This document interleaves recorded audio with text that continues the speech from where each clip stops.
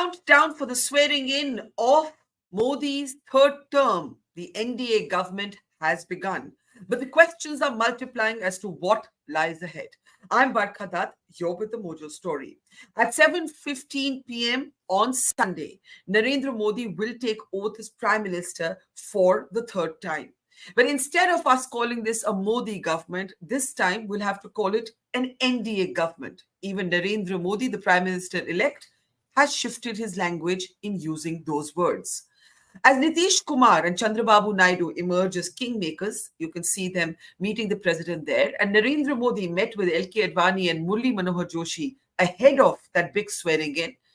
There are many questions about what this government might look like.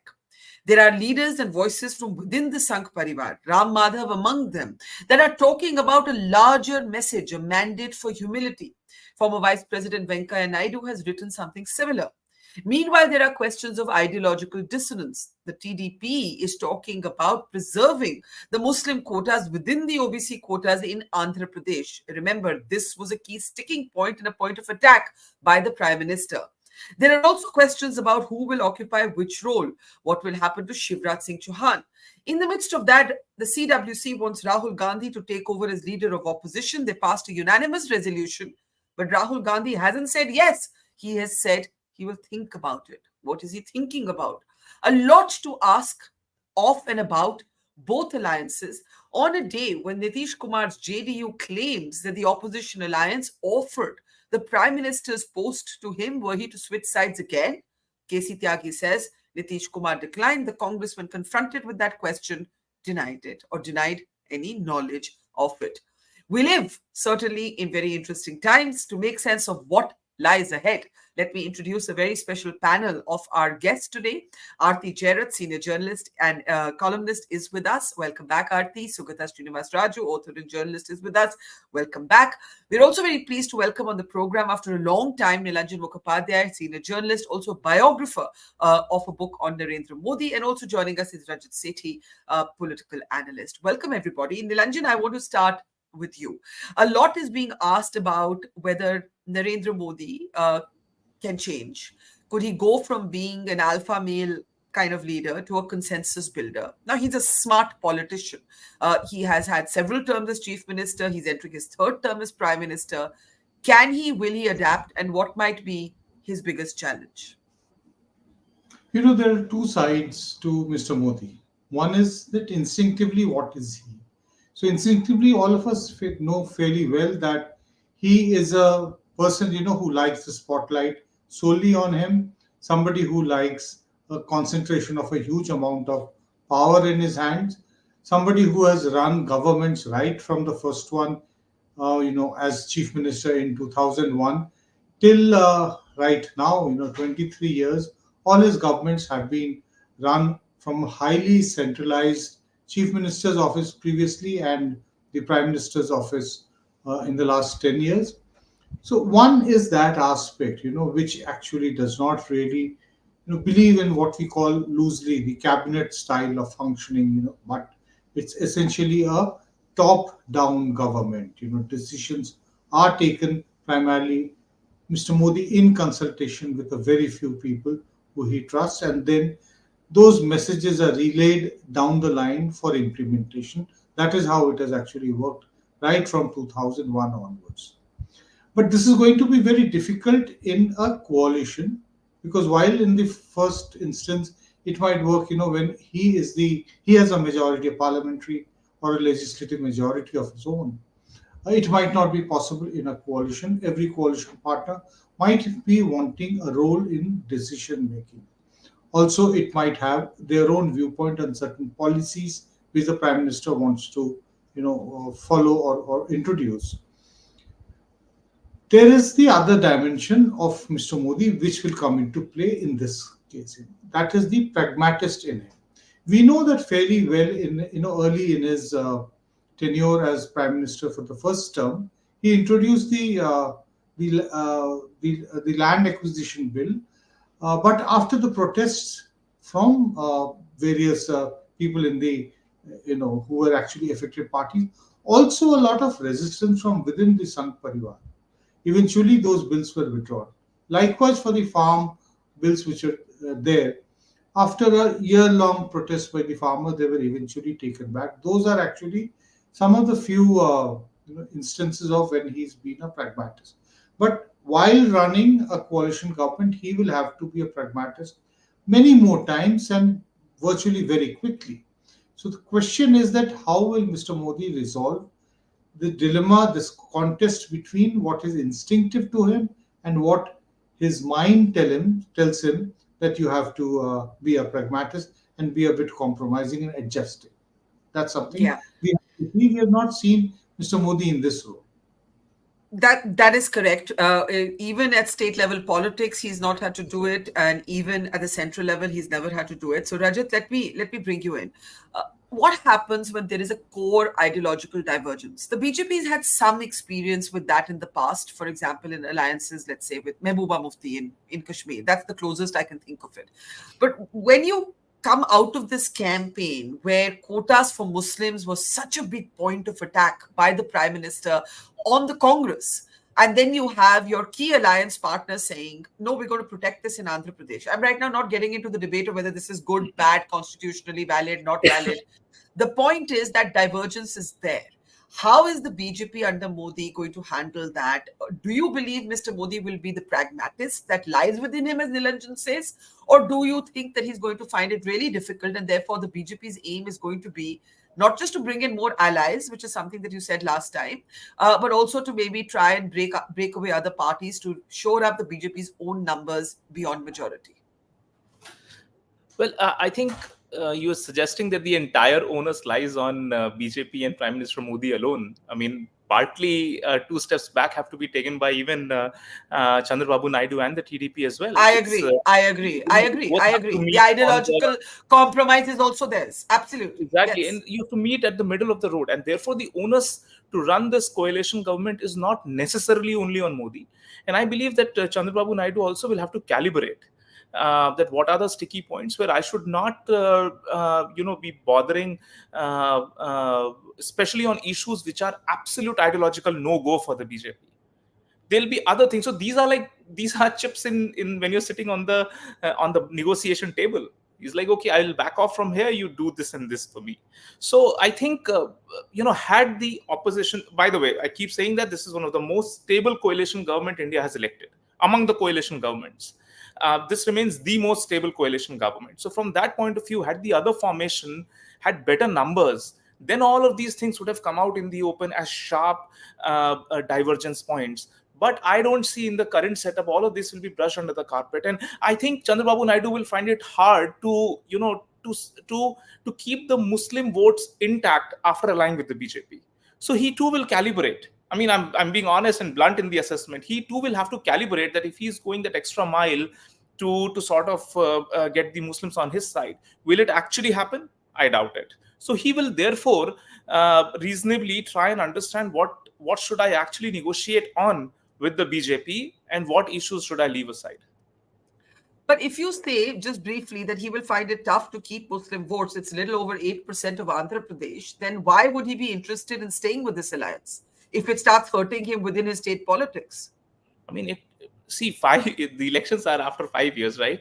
A lot of things Yeah. will change in those 5 years. Will he be able to? I mean, if he does an assessment, will he be able to, categorically state that yes, Muslims will continue to remain loyal with me? I have my big question marks. So he'll have to look at other sort of formations, other social engineering to fill in the void which comes in because of that. And I'm sure if he does reverse calculation, even in this election, after allying with Modi, have the Muslims stuck with him? Answer would be starkly no. That's my sort of gut understanding. Therefore, I personally I'm not too sure that how does this become a sore point on the relationship between the NDA partners. See, caste census and all of those things are much more important things, and I believe that BJP is ready to meet JDU in the middle of the road when it comes to caste census, because BJP believes that this caste conundrum, this genie, has to be put back into the bottle, and whatever is out there in terms of low hanging fruits, that should be plugged. Otherwise, they'll continue, beating out on this caste game. You know how Manoj Arange has again started his Maratha reservation demand Yes, based hunger strike. yes. Similarly, you will see other castes asserting their demands for additional reservation. So this caste boogie is a much more serious issue before the NDA than this Muslim reservation, in my sense. Okay, the caste census is something you think the BJP will have to confront. Aarti, do you agree? What do you see as the main challenges? One of the points that Rajat is making is all things considered, there are costs to pay for the allies as well. You know, Chandrababu has to keep the Muslim voters with him. He has to be careful. Nitish Kumar has to tread carefully. And what Rajat is arguing is that the caste census will emerge as the one issue on which maybe they'll all agree, or the BJP will have to move forward. Nilanjan is saying we have to wait and see. Is it going to be the pragmatist in Modi or the unilateralist in him?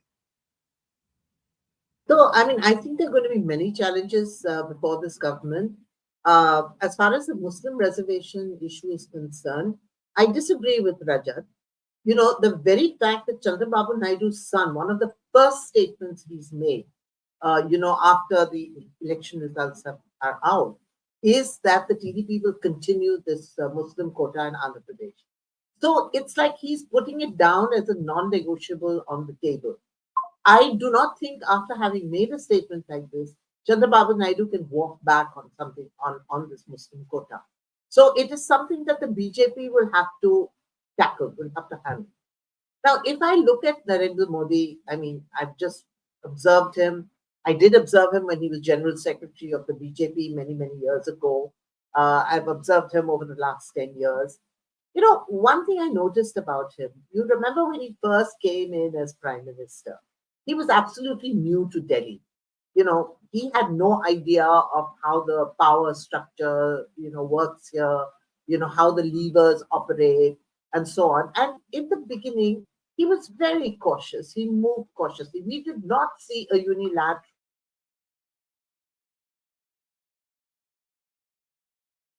I've suddenly Like lost. very. Oh, yeah, you're back. We suddenly lost you in the middle. Just repeat the last line. I'm Yeah. sorry. Yeah, I was saying that, when he first became Prime Minister in 2014, he was very new to Delhi. And, I think, moved very cautiously while he tried to negotiate his way through the power corridors, understand how things work, how to operate the levers, and to establish his control over all the systems of governance. It took him time. Until then, he moved cautiously. So now again, he is in a new situation where he has coalition partners who he's dependent on. Yes, the numbers are such that I don't think these coalition partners can walk out because even if they all walk out, the other side. Firstly, I don't think all of them can walk out. Secondly, the numbers just don't add up. If TDP crosses over to the India bloc or Nitish joins the India bloc, the numbers don't add up. So, I think that to that extent it is stable. But, they could do things like make him sweat. He calls them to Delhi for something. They don't come for 3 days. In the meantime, the media will speculate. Stock market will go up and down. These are not good things for, a government which is aiming to be, make India's economy the third largest, in the next few years. So, I think he will move cautiously in the beginning. I think he will wait and watch also to see as he establishes his equations with these leaders, establishes some kind of an equilibrium before he makes a move. You remember Narasimha Rao, who, was not even seen as a unilateralist. Narasimha Rao was a very, how would I describe him? He certainly was not like Modi. I mean, he may not have been a consensual figure, but he was a very, slow moving, cautious person. But, when it became difficult for him to run that minority government, he did make his moves. He broke parties and, built his majority to his detriment, of course, because in 96, I think, by then he had acquired a pretty terrible reputation for, corruption and, and so on. But he did do that because he needed that majority. He could not continue to function as a head of a minority government. So I think, I would also wait and watch and see how things turn out, how they pan out. And, I think a lot also depends on who gets what position in the cabinet. I think that will give us some idea of how the power equations are working. I Yeah. think we'll also have to see what happens with Amit Shah, because there are these rumors floating around that Chandrababu Naidu has said no Amit Shah as home minister. I don't know whether this is true or not, but, we'll have to see. Is Rajnath Singh, who, is the only person today remaining from the Vajpayee era who, has that experience of being part of a coalition, who has interacted with Chandrababu Naidu and Nitish Kumar from that time. What kind of a role will he have to play? So, I think that one shouldn't really rush to say things at the moment. But I think that TDP has firmly drawn a red line on this Muslim quota issue. And I think Nitish has firmly drawn a red line on the caste census issue. And the BJP is going to have to negotiate its way around these. Okay, so let's come to, some of, they're all absolutely speculations and we don't know. But Shugata, you will remember that the last time we were on a program, Rajat very strongly made the point, and you didn't agree, that sidelining Shivraj Singh Chouhan, Vasundhara Raje in Rajasthan and Madhya Pradesh was completely wrong. It created a kind of poor morale in the organizational ranks. Without getting into that debate, what would you be looking out for in the Council of Ministers swearing in tomorrow? Like, one is, okay, is Amit Shah there or not? Two, what portfolio does he get? Is Shivraj there or not? Who is going to be BJP president? How many seats go to allies? But like, what would you be looking out for tomorrow? Can we unmute Of Sugata, please? disagreements. Yeah, yeah, go ahead. Yeah. Yeah. Thank you, Barkha. I mean, the last time I had a couple of disagreements with Rajat, but it was mostly about, the organization, the way the BJP had reworked its organizational structure and stuff like that. But I agree with him today on the. He made the statement that this is the most stable coalition that India has produced. You just have to look back and see the number of coalition partners that Deve Gowda handled. He had 13 parties to handle. You should look at how many parties that in Manmohan Singh handled, and then Vajpayee. So compared to that, I think brinkmanship has a huge limitation at this point of time. Not just because BJP has overwhelming numbers. 240 is not a small number, and it's a solid, stability providing block. But it's also because Nitish and Chandrababu Naidu, or a lot of other players who have joined this NDA government, are not the same people you saw in the 90s. They have transformed too. They have aged, and they have other concerns. If you have watched someone like Chandrababu Naidu for the last 5 years, the kind of things that he has gone through would have probably made him a very sober individual. In his 40s, when he was convener, late 40s, he was a convener of the UF government. And he was, making all kinds of demands every day. And I write a lot about the Krishna River water dispute between him and Deve Gowda, and it almost came to a collapse. And a lot of things like that. But he is not the same person today. So I am trying to look at it this way, that he needs Modi as much as Modi needs him. He needs to run a state, build a state capital, and a lot of such things. And similarly, Nitish is not the Nitish, the socialist Nitish that you saw sitting with George Fernandez and others in the Vajpayee Yeah. cabinet or later, and all that. So Nitish has also changed. Nitish's health may be a bit of a concern. So we don't know who is going to take over after Nitish, because he has been that domineering figure in the JDU. Will it be Lalan Singh? Will it be Sanjay Jha? Who, we don't know. There are a lot of ifs and buts are there on the other side as well. And then the third thing, I think the Muslim reservation issue is being spoken about quite a bit. See, the whole architect of that idea to put them under the OBC category was Deve Gowda.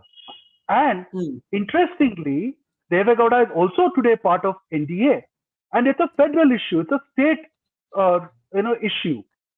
I don't think Modi will be really worried, and because he will sort of tell the others that I am not running those states. I need the support to run the central government. As long as the BJP governments don't promise it, I think he's fine with it. He's a pragmatist, as Neelanjan sort of put in. I mean, Right. try to frame him. So I don't think that's So an you're issue so at you're all. you're saying as long as it doesn't impact national politics or BJP state politics, Absolutely, yeah. it'll be live and let live. Rajat, do you agree No, the before I go caste. back to the line? Yeah, sorry. Go ahead, caste No, census, you were one saying? small thing, one last thing, Barka. The caste census thing came up. I think that's a very, very important question. But the caste census thing, Nitish has already done it. So Nitish is out of the block. The problem of caste will not be so big for the NDA block as much as it would be for the Congress party, is my apprehension. Congress has started speaking about Mandal and caste only, it's Johnny come lately kind of syndrome. They've been speaking about it only in the last 2 years.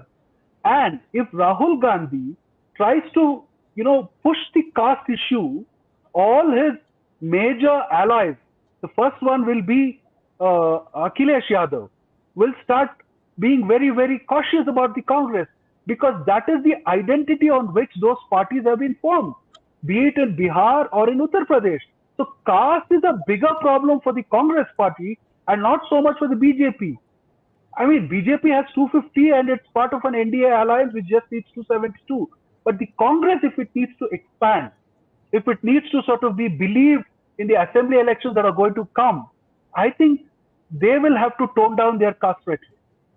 Well, that's debatable, Sugata, because Uttar Pradesh has been won partly on this kind of social engineering of different caste groups where Akhilesh Yadav is trying to move beyond Yeah, Muslim it is Yadavs to Akhilesh's non-Yadav. thing. Correct, Yeah, Barka. It's PDA and it's Akhilesh's formula. Rahul Gandhi correct. with a 2% vote share has been piggybacking on Akhilesh, right? Okay, So if, okay, if you okay. start if you start building your own independent identity with OBCs or with Jatavs or Dalits or Muslims, then how will Akhilesh view that move of the Congress? Is the question that I have. I'll come to the Congress in just a moment. Rajat, on the point that Aarti has made, that the Muslim quotas is a red line, but Sugata says if the states do it, it's okay as long as the BJP is not expected to follow suit. You think that's how it's going to go down? And also, how do you make, or what do you make? And this is a question for all of you. Comments by Ram Madhav, comments by Venkaya Naidu. Yes, they may not be very active in the power play today, but they are recognizable leaders of the Sangh Parivar who have said that this is a mandate. One has said it's a mandate for humility. The other has said there's a message in it. We should read the message. Rajat?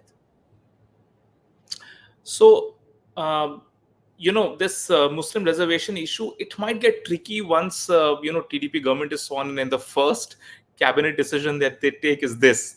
Then what Yeah, happens? It's yeah. not something that you push it on the states and BJP can easily wash its hand away from it. Its own supporters will hold BJP into account that what are you doing in that alliance, and that's a tricky turf. So they will Yeah. have to settle that. I mean, there cannot be just an open-ended sort of a thing that you do it on the state and 6 or 7 whatever MLAs BJP has sit in that cabinet represented and BJP accepts it. It will be a deeply ideologically confrontational issue for the BJP. Sorry, Aarti has a brief interjection. Aarti? Yeah, Aarti? No, the quota already exists in Andhra Pradesh. I don't think the Andhra Okay, Pradesh cabinet has to take a decision on okay, it. okay, okay. It Sorry, already sorry. My exists. bad. It would have But, to My take but, a but, decision if it but had to withdraw it, bad. or if I the thought it court is could more so in strike it down. Telangana. I wasn't aware of Andhra. I thought it is in No, active in Telangana. no, So my bad. In Andhra, they've said they will continue to protect it. That is their Okay, line. sorry. Yeah, Yeah, yeah, as yeah. long as it is not a cabinet-based deliberations where the BJP has to sit over it. Till then, it is okay. So they would want to play it, that push it under the carpet that Right, much. I mean, not deliberate too right. much on it. It's otherwise because BJP's own support base will have issues with this. So that is one point. The second point is. Barring the headline management that typically editors tend to do, they tend to sensationalize the headlines. What if you look at the article, what either Venkaya Naidu ji or Ram Madhav ji have written, these are like plain facts. I mean, he just said that, see, like Gandhi, he quoted, he said that you have to ensure that that mutual give and take remains, and there is nothing as such sensational about it. Of course, him writing means that yes, he's a prominent voice within the RSS.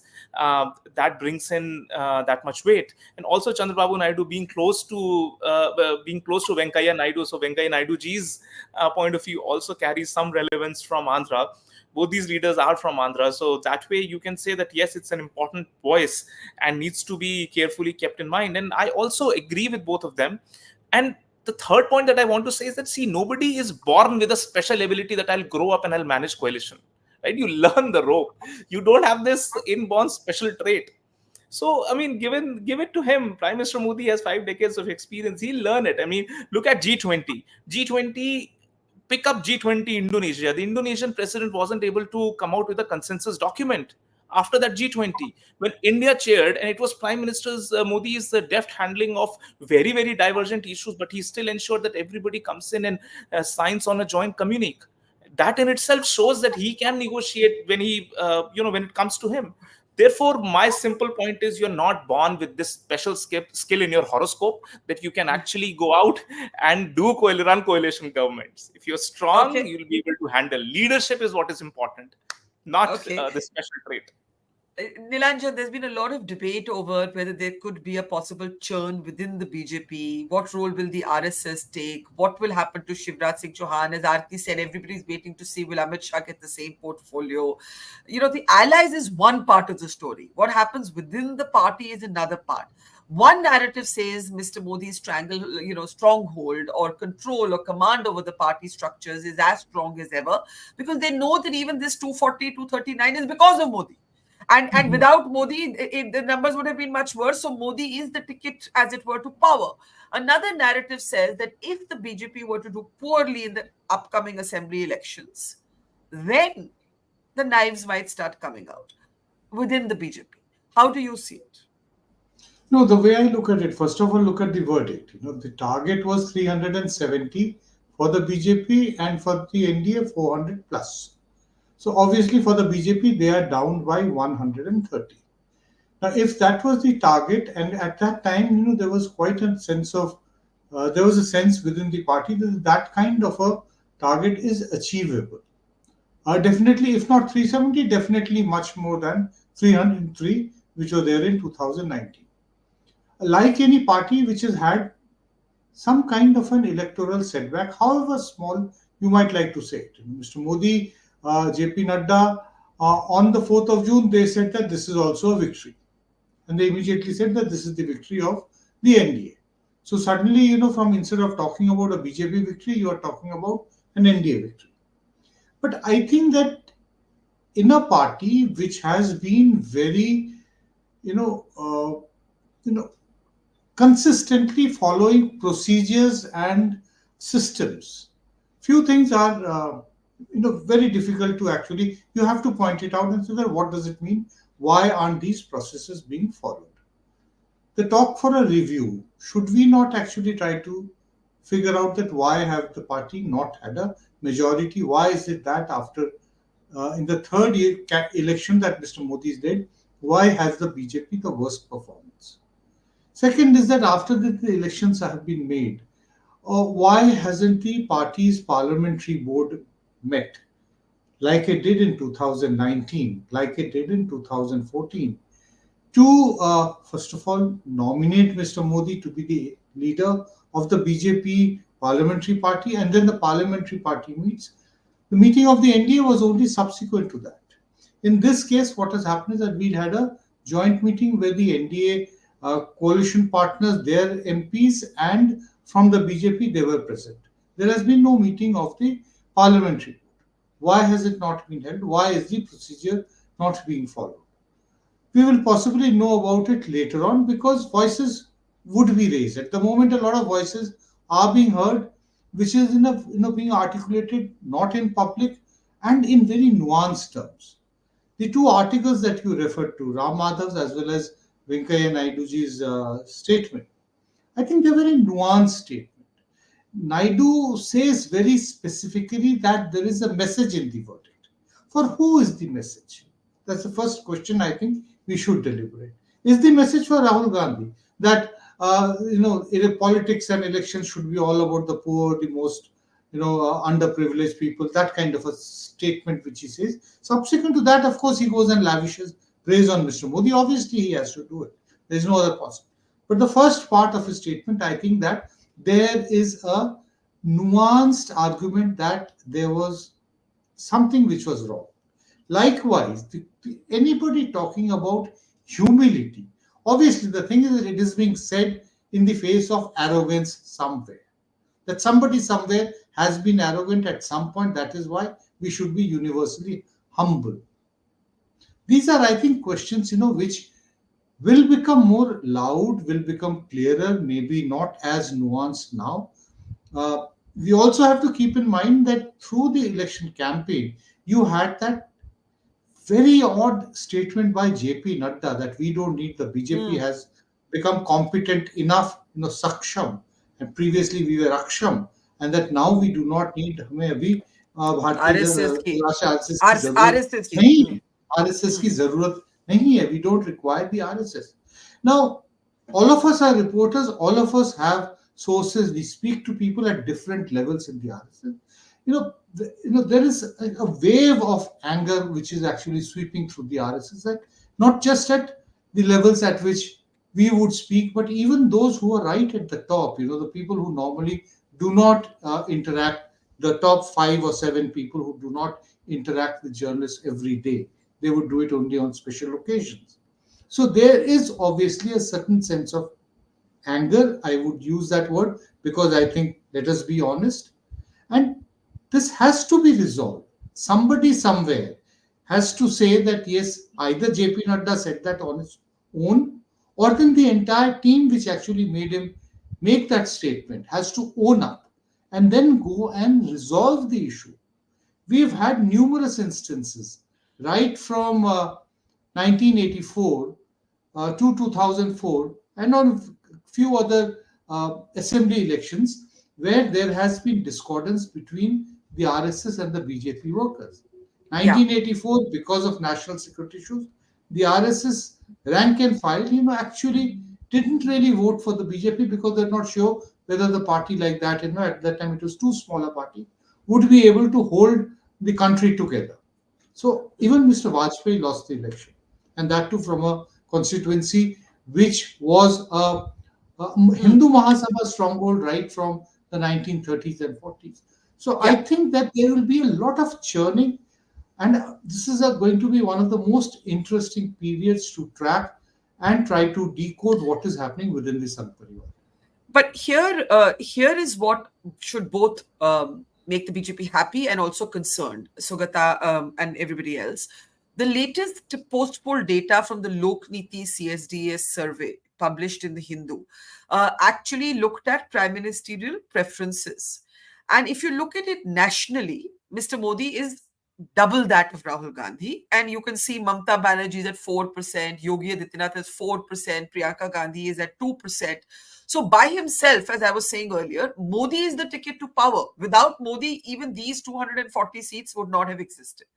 But if you, can I go to the second slide, please? If you track how Rahul Gandhi's popularity is performing vis-a-vis Modi, then it has gone up. He has become, he's not caught up.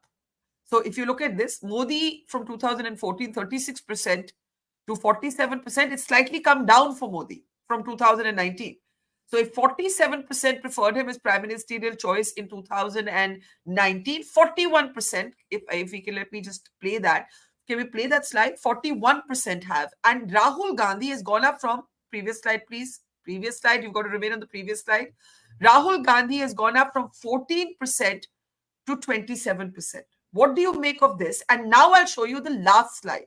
In Uttar Pradesh, slightly more people have preferred Rahul Gandhi than Narendra Modi. So nationally, Modi remains the first choice according to Lokniti CSDS. Rahul Gandhi's ratings improve, but Modi is well ahead compared to the last 3 elections. But in Uttar Pradesh, Rahul Gandhi now outpaces Modi. How do you look at these numbers? Shugata. Yeah, the numbers are quite telltale, Barkha. nationally, the figures, I think I tend to believe the figure that Modi is still very, very popular.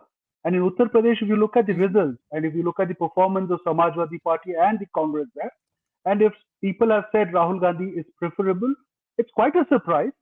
But still, it's one tends to believe that it may be correct. But the thing is that if you look at rest of India, other than Uttar Pradesh, the Congress has not done so well. I mean, I've been looking at the South itself. The thing is, a very interesting thing is, wherever the Congress is in power, Karnataka, Telangana, Himachal Pradesh, they have done badly. And wherever, they are in alliance, they have done well.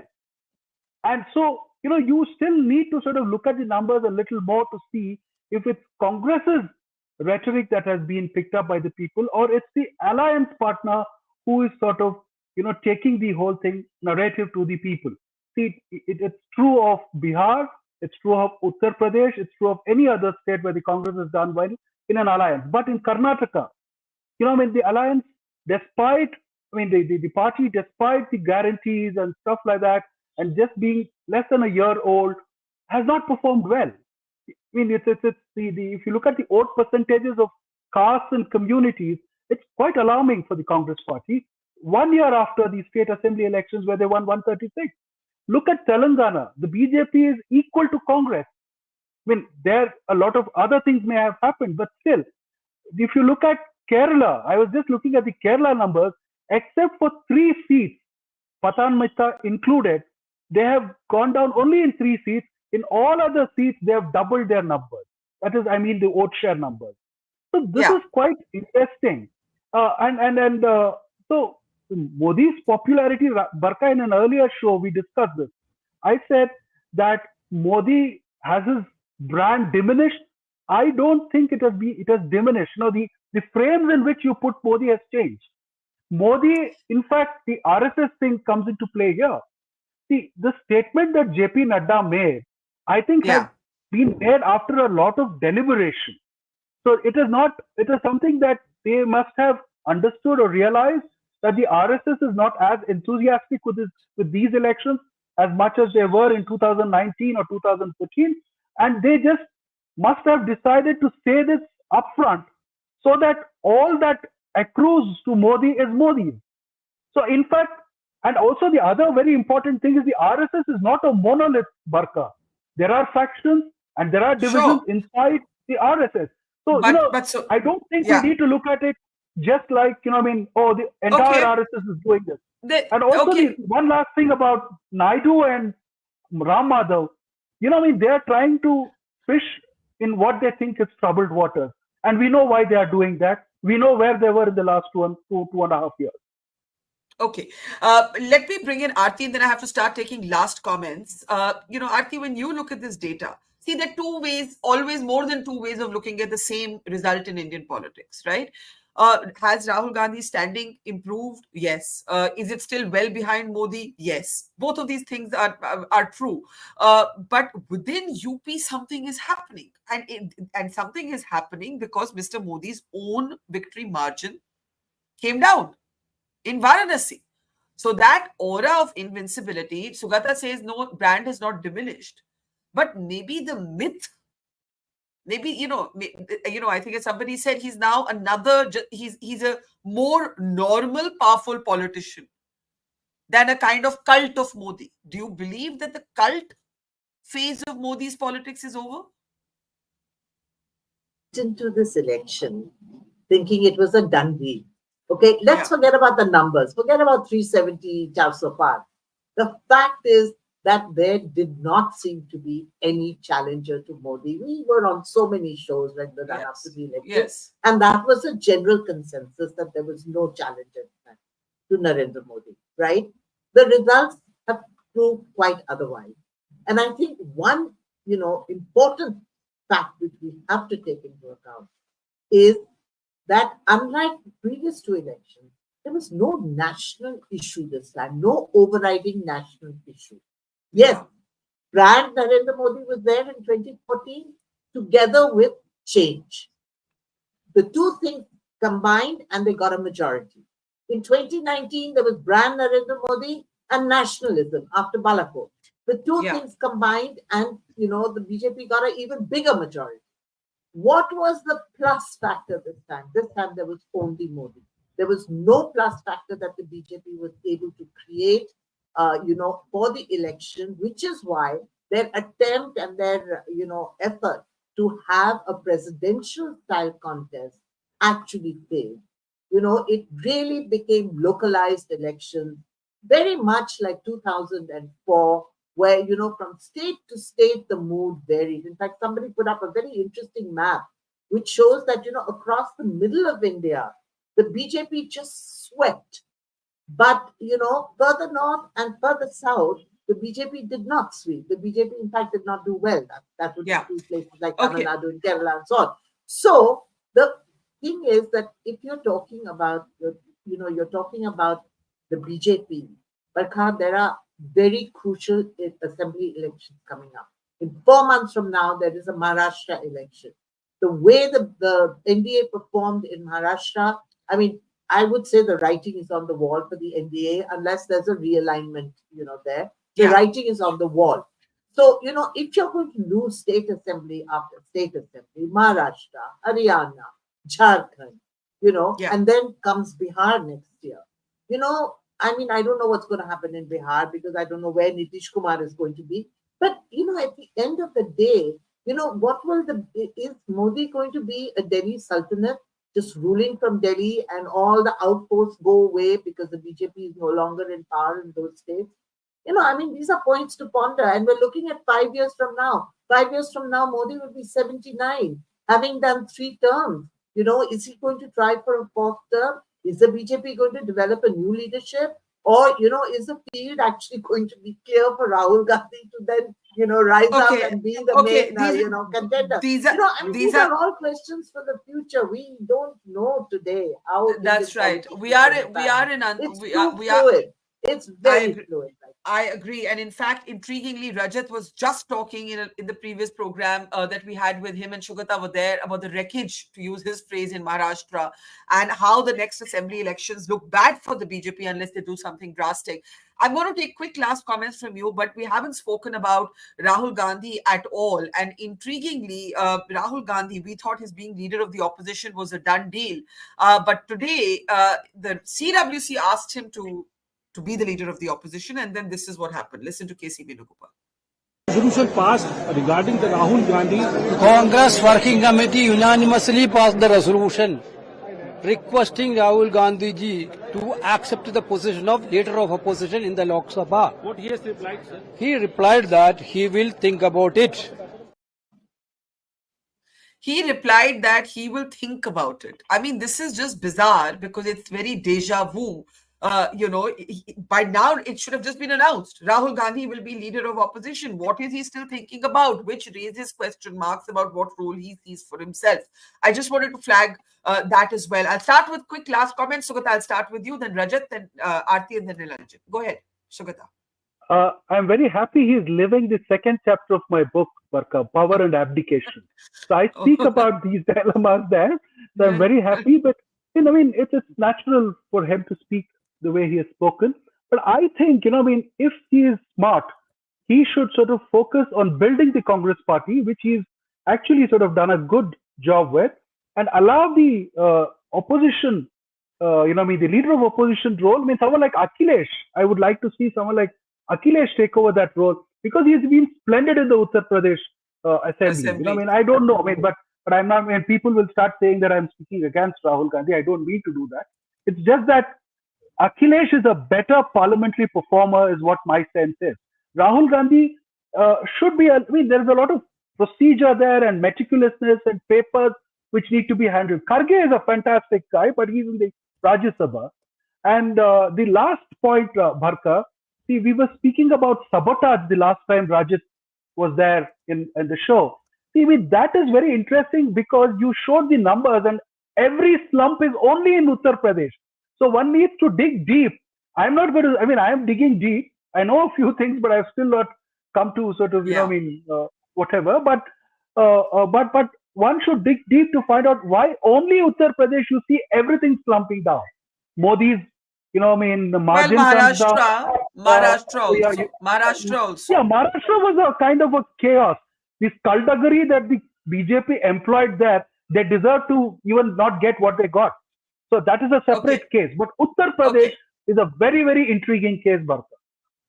Rajat, do you agree that the knock has been primarily and only and centrally in Uttar Pradesh? And couple that with what Aarti was saying, because you are not feeling very optimistic about the BJP's performance in the impending immediate assembly elections. If the BJP were to lose those states, what happens then to the power dynamics within the BJP? See, this is why I'm a little less concerned on Uttar Pradesh, because I think there is still time to course correct. It requires an organizational shake-up. Even the BJP state president, we were just hearing somebody mentioning that he, in his own booth, merely got 6 votes. So if then a lot of things get called into question, and there would be a proper diagnosis of what is going wrong, and there is time. Maharashtra has no time, 2 months. So basically, the campaign starts from tomorrow after the swearing in. And as I've always said, the wreckage is too huge there. And over there, the biggest struggle is that how do you campaign? You literally flirted with every other party, and within every other party, you flirted with every other leader. You've accused the half, now brought them into the fold, and every party, by the way. I mean, nobody, see, other than Uddhav and Sharad Pawarji, both of them are using their emotional card ki mere saath dhoka hua. But beyond that, do they have a tangible ideological position? The answer is clear no. All the six parties are currently bereft of ideology, bereft of basic political decency and morality. Okay, and on top of that, Supreme Court is hearing 2 cases where 4 parties are involved in Supreme Court cases. Who owns the real party and who owns the real symbol is still called into question. So we really don't know what shake-up is going to happen. And then Uddhav is sulking on one side, half of the NCP, Ajit Pawar's MLAs are sulking, half of Shinde's MLAs are sulking. So you can imagine what kind of But this loss. but this is a self-inflicted wound by the BJP. They didn't have to split No, Uddhav it Thackeray. is inflicted first by Uddhav Thackeray, because he made blunder by switching, and disrespecting public mandate. We should all not ignore that part of it. That is an important thing. He took people's vote by putting Modi's posters, and after the election was over, he started showing his true colors. So the problem started with him, not with BJP, and then everything was downhill. The problem there is that caste is also adding a huge complexity. Manoj Arange Patil, he started his hunger strike. Now he would extract his pound of flesh because he's clearly understood it is working well for me. Whichever side I went, I could create impact. The entire Marathwada had my impact. And he said that I will also contest. So you will have a 7th entrant into the equation. So all the political entrepreneurs there are so happy. There are just so many people who can experiment this time and get a ticket and perhaps fight an election. And but if the BJP loses these states, what happens within the BJP? See, therefore, it is tricky for BJP in Haryana, in Maharashtra. It is tricky in Jharkhand also, by the way. If Congress and JMM together fight, they command a good solid chunk. And with the tribals, especially in Jharkhand, getting polarized in the GMM way, it will be an interesting election to watch out. So these 3 elections, then Delhi and Bihar. So these 5 elections are going to be acid tests for the coalition government. Daggers will come out if BJP performs badly in these 5 elections. So next 6 months to 12 months are make or break in that sense. Well, you've said daggers will come out if the BJP performs badly in the next coalition daggers, election. Just to be clear. Coalition, yes. BJP will largely, very strongly be backing Modi. I don't see any kind of issues within the BJP at all, contrary to what a lot of analysts are trying to say. Okay, coalition daggers. Then, just to be clear, Aarti, quickly. Rahul Gandhi, because it's very. Shall we get back to Rahul Gandhi? Because it's an interesting thing that he's still dilly-dallying about the leader of opposition post. I was watching Rahul Gandhi through this election, and it is very interesting that actually Priyanka seemed to take, got much more media publicity than Rahul Gandhi did through this entire election. Yeah. And, I somehow feel that Rahul Gandhi is not yet ready to present himself as a challenger to Modi. He has been hurt too much in the past, damaged him a lot, calling him Pappu and this and that and Shahzade and all that. I think at the moment he's not yet ready to be the challenger to Modi, and he does not want to take center stage. He will probably not take the position of leader of opposition and will give it, I don't know who they will give it to in the Congress. They'll find somebody, I'm sure. But I think, it's interesting that, Nana Patole in Maharashtra got all excited about how the Congress was the single largest party and, we should demand more seats. And did you see the way he was slapped down? He was told that, take it easy. We will talk about these things later. Let's not upset the coalition dynamics in Maharashtra. So I think Rahul Gandhi has learned a lot over the last 10 years. And, he is no longer that kind of, that brash guy who tore up a ordinance, at a press conference and insulted, his own prime minister. I think he is moving much more cautiously. And I think he will also wait and watch to see, in the meantime, maybe do a few more Bharat Jodo Yatras, because they seem to have proved pretty successful, both for his personal image and for the party. So, and I think he enjoys doing that, going out on the road and meeting people. So, it will be interesting to see how Rahul develops himself, over the next couple of years. And that's so it'll be interesting to see whether it's another Adhir Ranjan Chaudhary kind of figure who's the leader of the opposition, or whether that role is in fact taken a little more seriously by the Congress this time, because Parliament is going to matter a lot. Nilanjan, I'll give you the last word. There's a lot of talk in political circles about how Modi will need to keep Amit Shah in the cabinet, because if he trusts anyone, if there's anything like a proximate trust, it is only with Amit Shah, and there too, some say yes, some say no. Yeah. Do you believe that Mr. Modi would agree to not have Amit Shah in the cabinet? On the face of it, it looks to be very difficult that he'll accept something like that. But then you do not really know what is the dynamics of the coalition partners. How much of a role or how much of a leverage do Chandrababu Naidu and Nitish Kumar have over him, if they can actually dictate terms that you cannot have Amit Shah in the union cabinet, no home ministry for him. So these are things which we really would not know, and we'll possibly have to wait for just a day to be able to figure out that what really happens. We will be much clearer about the dynamics within the coalition after the Council of Ministers is constituted, and also the portfolios allocated. Important to see what kind of portfolios go to the allies. Very important. And what kind of portfolios Mr. Modi keeps with his party. Which are the people who are from the world of, outside of politics. Say, for instance, somebody like Jaishankar. Would he continue as foreign minister? Yes, but there is also a strong possibility of a no, that there can be change. We really do not know. We have come into a territory where we have never been, that is a coalition which is run by Mr. Modi. Well, I think that's the one word that we can all agree on. No, Shugata is not agreeing. Shugata, quickly. I think Nirmala Sitharaman is more vulnerable. And Amit Shah will not be out of the Yeah. Okay. We maybe this time or a little after this time on Sunday evening, we'll have a few more answers, though I think it's going to take a little longer than the next 24 hours to understand the power dynamics. There could be a cabinet expansion later. We don't even know how much we're going to get to know tomorrow. How many ministers will be sworn in? Will it just be round one? Will it be followed by a proper expansion? But thank you to Shugata, Nilanjan, Aarti, and earlier to Rajat, and to our audience for watching. See you tomorrow. We're at the Indian mainland's southernmost tip in Kanyakumari, the confluence of the Bay of Bengal, the Arabian Sea and the Indian Ocean. It is from here that we're beginning our big road trip to the heart and the soul of India, Awaaz of Democracy.